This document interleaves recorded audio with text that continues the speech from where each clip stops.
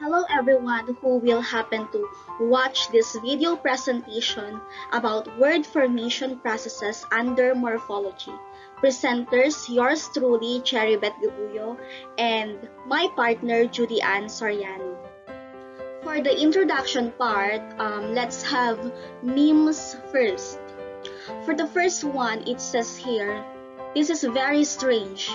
If a vegetarian is someone who eats vegetables, what does that make a humanitarian? Does it mean that a humanitarian is someone who eats human? Next, peanuts. I can't imagine what happened to Charlie Brown.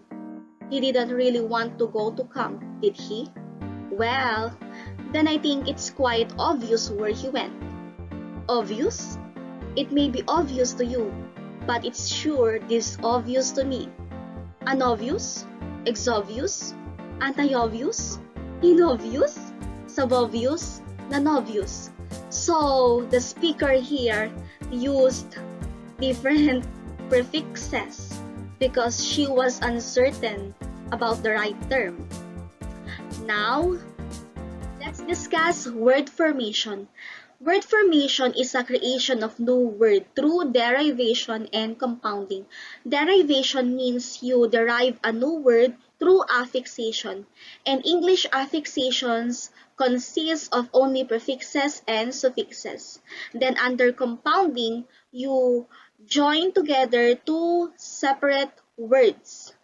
And in this process, there is no affixation. That's why under non-affixation, there are clipping, eponyms, borrowing, blending, compounding, backformation, conversion, acronyms, and initialisms, which we will discuss later on. Under derivation, let's discuss prefix versus suffix. So we all know that prefix is added to the beginning of a word to change its meaning and make a new word. Examples are impossible, means not possible, mispronounced, means wasn't able to pronounce correctly. Anti-government means against government. International means between nations. Pre-war means before war.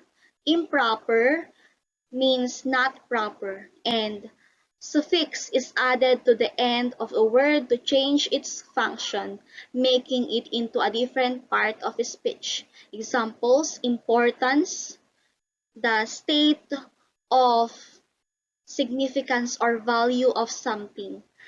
Beautiful, full of beauty. Teacher, someone who teaches. Courageous, full of courage. Joyous, full of joy. Sadness, the state of being sad. As for clipping, it is creation of new words by shortening already existing words. Examples are information is being shortened into info.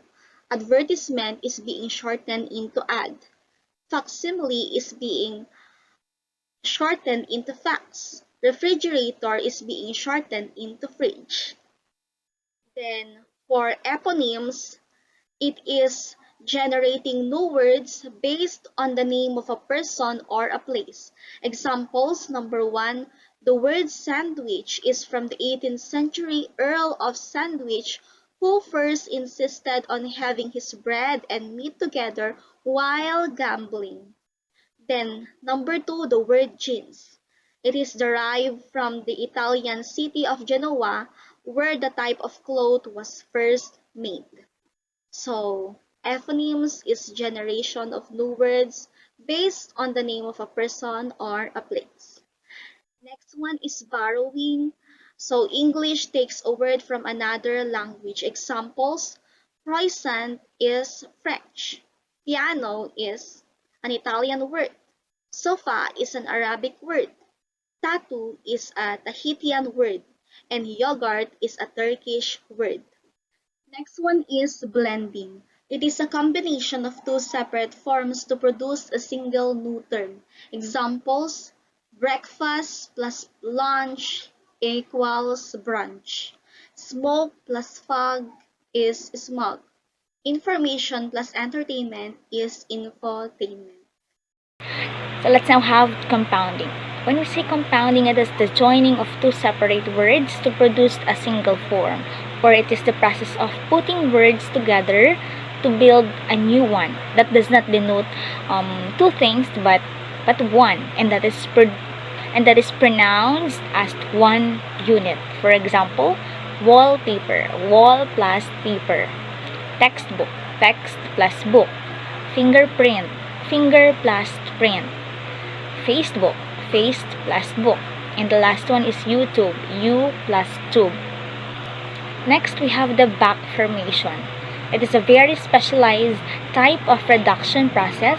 It is due to misconceptions of morphological analysis. It typically happens when a word of one type, it is usually a noun, is reduced to form another, or another word of a different type, usually a verb. For example, the noun television is reduced to form the verb televise. Other instances are donate from the word donation, emote from emotion, editor, edit, sculptor, sculpt, babysit from the word babysitter. And another particular type of back formation happens when a word of a longer syllable is reduced to a single syllable. Then y or ie is added to the end, such as movie, a moving picture; telly, the television; Barbie, or the barbecue. Next is we have conversion. It is a change in the function of a word, as for example when a noun comes to be used as a verb without any reduction. This process is also called category change and functional shift. For example, someone has to chair the meeting. Googles are a must for skiing while it's snowing. My wife wants to buy a see-through blanket. And lastly is the acronyms and initialisms. It is when the first letter of words that make up a name or a phrase are used to create a new word. In acronym, the new word is pronounced as a word rather than a series of letters. In initialisms, the new word is pronounced as a series of letters.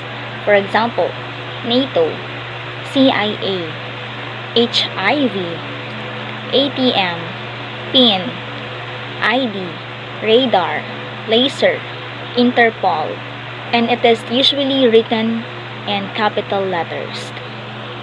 And here are our research issues and findings about word formation processes.